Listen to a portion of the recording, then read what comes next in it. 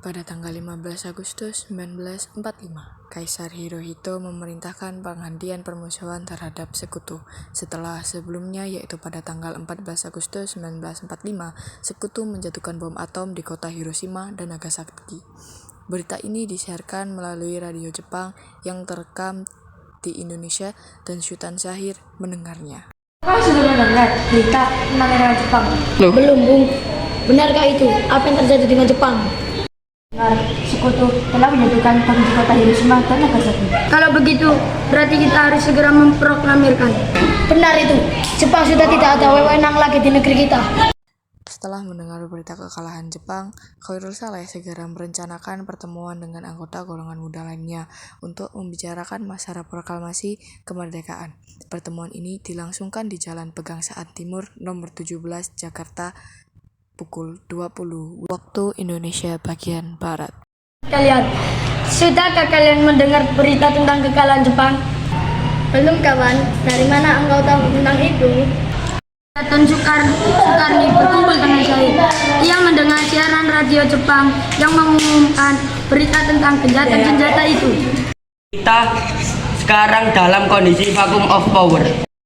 Benar, demikian. Saya mengumpulkan kalian semua di sini untuk membicarakan masalah itu. Kita harus memanfaatkan situasi ini untuk memproklamirkan kemerdekaan. Tepat sekali. Sekarang kita harus membagi tugas. Pada malam hari pukul 10, terjadi perdebatan serius antar golongan muda dengan Soekarno pada kediaman Soekarno, Jalan Pegangsaan Timur nomor 56. Harus memproklamirkan kemerdekaan sekarang, Bung. Sekarang juga, kamu tidak perlu menunggu hingga esok hari. Ini saat yang tepat, Bung. Jepang sudah kalah oleh sekutu. Tapi berikan kami waktu untuk berunding sebentar. Kita memproklamasikan kemerdekaan akan semakin cepat pula kita mengakhiri penderitaan rakyat. Menunggu janji Jepang untuk memerdekakan bangsa ini tidak bisa, Bung. Kita harus bangkit. Para pemuda menuntut untuk segera memproklamasikan kemerdekaan. Tapi kan sudah belum berapa, Bu? Pada tanggal 16 Agustus tahun 1945, Soekarno dibawa oleh golongan muda ke Rengas Dengklok dan mendesak Soekarno untuk segera memproklamasikan kemerdekaan Indonesia. Esokan harinya, yaitu 17 Agustus tahun 1945, disitulah Soekarno membacakan proklamasi kemerdekaan Indonesia pada Jalan Pegangsaan Timur nomor 56, yaitu kediamannya sendiri.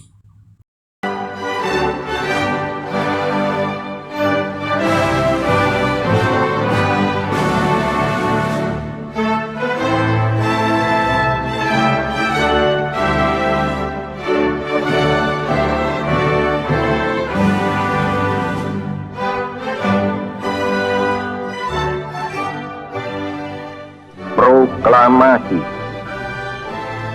Kami, bangsa Indonesia, dengan ini menyatakan kemerdekaan Indonesia. Hal-hal yang mengenai pemindahan kekuasaan dan lain-lain diselenggarakan dengan cara saksama dan dalam tempo yang sesingkat-singkatnya. Jakarta, 17 Agustus 1945, atas nama bangsa Indonesia, Soekarno-Hatta.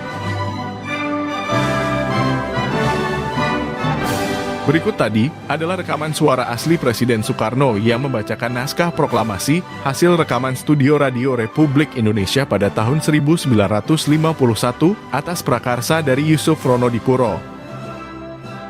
Proklamasi kemerdekaan bangsa Indonesia yang dibacakan oleh Soekarno pada tanggal 17 Agustus 1945 berlangsung di rumah yang ditempatinya di Jalan Pegangsaan Timur nomor 56. Naskah proklamasi tersebut ditandatangani oleh Soekarno dan Muhammad Hatta yang kemudian ditetapkan sebagai Presiden dan Wakil Presiden Indonesia dalam sidang PPKI sehari setelah proklamasi.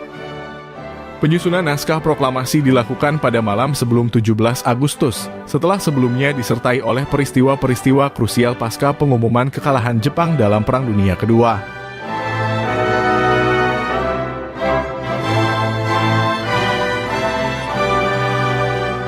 Seremoni pembacaan proklamasi kemerdekaan, yang pada akhirnya diperingati sebagai Hari Kemerdekaan Bangsa Indonesia itu, meski dilaksanakan dengan sederhana dan dipersiapkan dalam tempo yang tergolong cepat bahkan mendadak.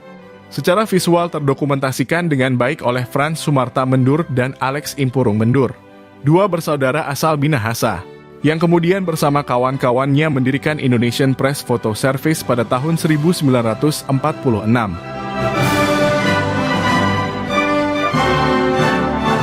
Upacara proklamasi kemerdekaan dimulai pada pukul 10 pagi dengan pembacaan teks proklamasi oleh Soekarno dan kemudian dilanjutkan dengan pidato singkat. Setelah itu, bendera Sang Saka Merah Putih yang dijahit oleh Fatmawati dan dibawa oleh S.K. Trimurti dikibarkan oleh Suhud dan Latif Hendraningrat, disusul dengan sambutan oleh Suwiryo selaku Wakil Wali Kota Jakarta saat itu, dan juga oleh Dr. Muwardi yang merupakan pimpinan Barisan Pelopor. Semua kejadian tersebut tidak terdokumentasikan secara video maupun audio dan hanya foto saja. Setelah bendera berkibar, semua orang yang hadir menyanyikan lagu Indonesia Raya ciptaan W.R. Supratman.